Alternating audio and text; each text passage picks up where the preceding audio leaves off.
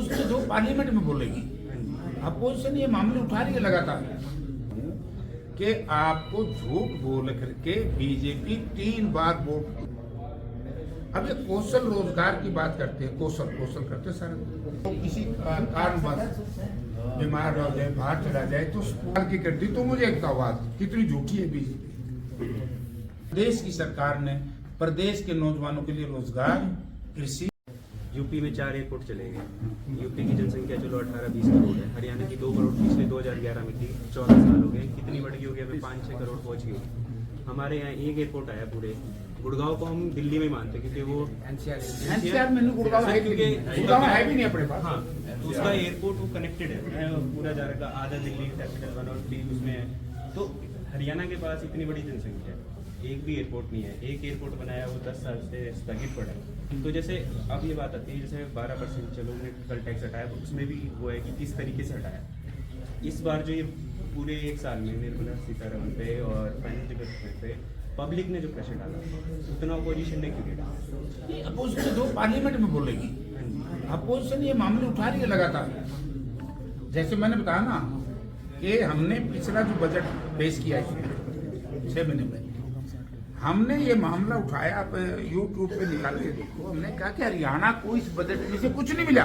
मेरा क्वेश्चन है हरियाणा को क्या मिल रहा है? ये बजट बे फॉर बिहार ज्यादा माना जा रहा है।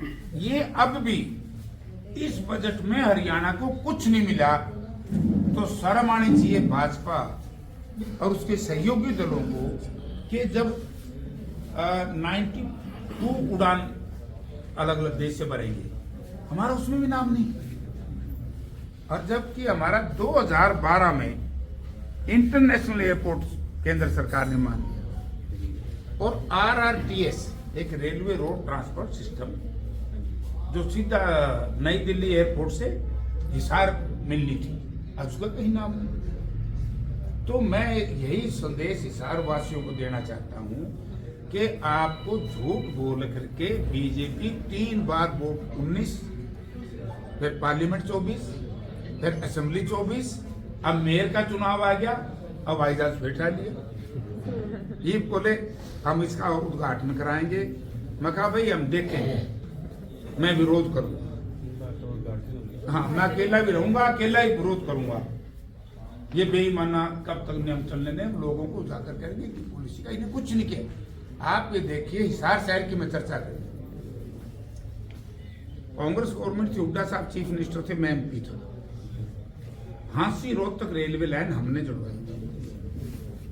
कोई दूसरा कहता हो तो बता दीजिए।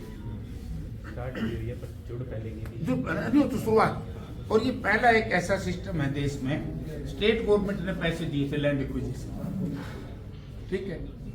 पहले हमने वाया भिवानी रोड तक आना पड़ता था दिल्ली जाने के लिए, अब सीधा कर दिया। एक रेल नहीं चलवा पाए।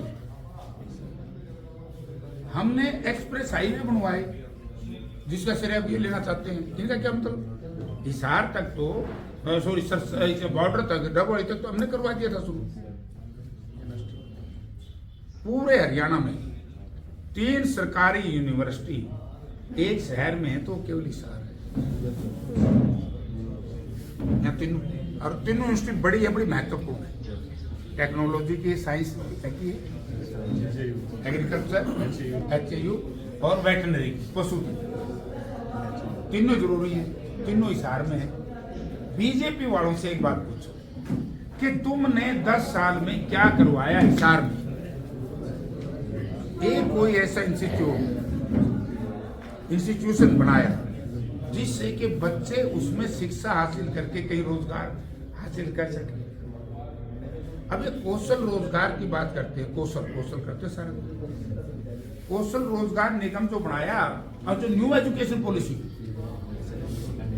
मैं उसमें बोल रहा हूँ, न्यू एजुकेशन पॉलिसी के अंदर आप ये देखिए कि जो BSc पास बच्चा है और उसको अगर आप BSc के स्टूडेंट हैं, आप मैथ या फिजिक्स या केमिस्ट्री के हैं, आपको जो आर्ट हिस्ट्री पढ़ाने लग जाए, अपनी पढ़े बराबर महत्व क्यों भाई? इससे सर नॉलेज इंक्रीज होती है। सर अगर लाइक मैं एक आर्ट्स का स्टूडेंट हूँ, अगर मेरे को सर मैथमेटिक्स और फिजिक्स के बारे में कुछ भी नहीं पता होगा तो सर ये भी तो रिलेटेबल नहीं है। नहीं वो तो पता तो आप करो, आपको रोक क्या किसी ने? तो सर ये हमें एक मौका भी तो दे रहे हैं कि हम स्कूल के साथ और कॉलेज के साथ इन चीज़ों को सीख सकें। अब सर जैसे 8 सब्जेक्ट है, 4 मेजर में 4 माइनर में हो गए, तो सर एक तो बच्चा सर 4 ही सब्जेक्ट पढ़े। अब मेरा जब एडमिशन हुआ था मेरे पास सर मेन फिजिकल एजुकेशन और पॉलिटिकल साइंस है, तो सर मैं तो खाली वो फिजिकल पॉलिटिकल पढ़ रहा था कॉलेज में। और अगर मेरे पास भी सर ये मौका होता कि मैं 8 सब्जेक्ट को अलग अलग वैरायटी के सब्जेक्ट को पढ़ पाता तो सर मेरे पास तो सर वो अच्छा मौका होता था मेरे पास इन चीज़ों को पढ़ने का, with college with teacher, teaching staff होता उसमें। पहली बात तो तुम टीचर्स की बात कह दी, तारे कॉलेज में कितने टीचर हैं? यहीं से शुरू होगी बात। कितना स्टाफ है बताओ, तो पढ़ाएगा कौन?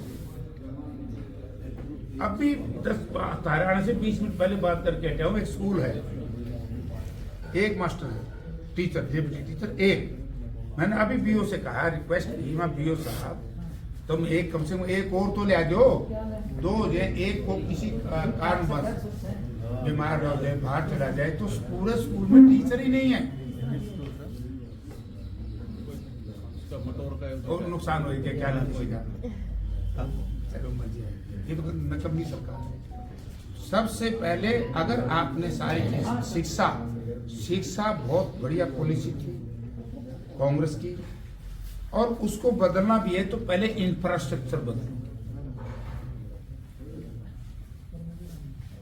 आज ये क्यों फेल होने जा रहा है?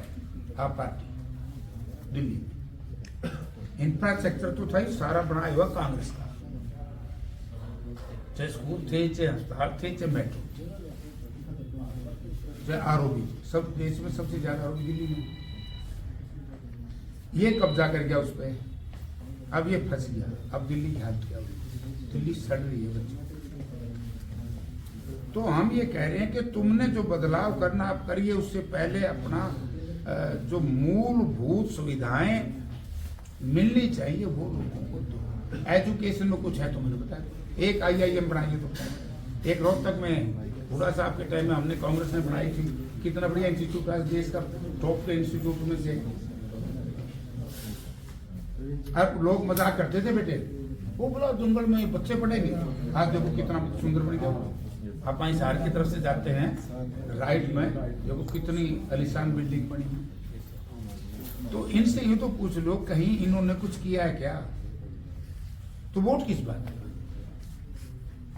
इसलिए मैं कह रहा हूं 2029 बीजेपी के लिए इसको स्थान नहीं मिलेगा इस देश में, क्योंकि जो केंद्र सरकार की जो वैकेंसीज थी, पोस्टें थी, वो 50% कर दी, खुद ही 4 साल की कर दी। तो मुझे एक बात, कितनी झूठी है बीजेपी। फाइटर जहाज तो खरीद लिए, आप लोगों को बता दिया, विशेष तौर से नौजवान बच्चे बच्चियों को, कि इनके पास जहाज नहीं है, फाइटर नहीं है, विदेश में जो हमारे विरोधी हैं उनसे कैसे मुकाबला करेंगे, इतने महंगे ले आए, और उनको चलाने वाला तो 4 साल कर दी। 4 साल में तो ट्रक का ड्राइवर कौन बनता? पर वो तो जवानों के लिए, अफसरों के लिए, अफसरों में कर दी। अभी आ रहा है, चिंता मत करो सर। जैसे इस पर तो ये भी उठा सकते हैं कि पहले मनमोहन सिंह सरकार ने 106 की बात की, पर आए 36। आज इंडिया में इतने भी फाइटर प्लेन है कि जितनी 1990 में की स्क्वाड्रन डिसाइड की थी कि 41 होनी चाहिए, उतनी भी हमारे पास हुई। और चाइना कितना आगे बढ़ गया। बट मतलब मैं सर हिसार का हूँ, मेरे को आपसे हिसार की बात करनी है। मैं कि एक तो सर जिंदल पुल, अगर आप इसकी हालत देखो, बीच में सैनी जी आए थे जाट कॉलेज, जब तो सारे गड्ढे भर दिए गए थे, अब वो वापस टूट गए। मैं कैंट से आता हूँ, हर रोज कॉलेज आता हूँ, वो सर पुल टूट चुका है। क्योंकि एक तो सर जिंदल का ट्रक्स वर्क्स जाते हैं, तो वो आप के अंदर आता है, MLA जी के अंदर आता है। क्या आप MP लॉट फंड से भी कुछ करवा सकते हो? ना, इतना बड़ा प्रोजेक्ट MP को मिलते हैं बेटे कुल 5 करोड़ एक साल में। ये तो पुल जो बनेगा ये इसको बहुत महंगा है, ये होगा कम से कम 100 करोड़ का प्रोजेक्ट। MP उससे नहीं मिलता। ये बात ठीक है, हमने एक प्रोजेक्ट तैयार करवाया था एलिवेटेड वे, जिंदर चौक से लेकर के और बाहर हवाई अड्डे तक एक ऊपर एलिवेटेड बनाए थे, जैसे पानीपत में जो क्रॉस करने वाले लोग हैं ना, टोटली क्रॉस ओवर हो जाता है ऊपर से। कितना बढ़िया हो गया वो। 40 रुपये लगते हैं, बट पूरा ट्रैफिक कवर खत्म हो जाता है। तो वो 2006 में मंजूर हो गया था। अब कितनी बार तुमने सुना होगा 19 से और 24 तक अब बना रहे हैं, DNIT बन गई है, फलाना बन गया, तो है कुछ। एक सिविल हॉस्पिटल हमारा, शायद मैं गलती पे ना हूं, तो हरियाणा का सबसे पुराना सिविल हॉस्पिटल है, उनमें से एक दूर और बहुत बढ़िया जगह है। ये उसी को नहीं बनवा के बार बार करें। मेडिकल कॉलेज तो सेंट्रल गवर्नमेंट की पॉलिसी है, और हेल्थ और एजुकेशन में इनमें स्टेट गवर्नमेंट का क्या लेना। स्टेट गवर्नमेंट ये बताए कि 10 साल में बीजेपी ने, प्रदेश की सरकार ने प्रदेश के नौजवानों के लिए रोजगार, कृषि, हेल्थ, शिक्षा के ऊपर क्या किया। तो ये है यहाँ के जो लोकल पॉलिटिक्स करने वाले लोग हैं प्रदेश के, वो सिर्फ वोट की राजनीति करते, धर्म की तो बड़ी चर्चा करेंगे, जाति की बड़ी चर्चा करेंगे। जब डेवलपमेंट की आज तक आप ये बताइए, क्या कोई कांग्रेस के लोग तो ये कहते हैं हमने ये बनाया, बीजेपी के लोग ये कह सकते हैं हमने, तुमने 10 साल में क्या बनाया। ये भी आप लोगों ने सोशल मीडिया के माध्यम से सरकार से पूछना चाहिए कि माननीय मुख्यमंत्री जी, आपने धान की MSP की बात कही थी 3100 रुपये, और किसान को इतने क्यों नहीं मिले, मिले तो कितने % लोगों को मिले, क्यों नहीं इसकी जांच CBI से कराई जाए। बहुत बड़ा स्कैंडल है, कई 1000 करोड़ का।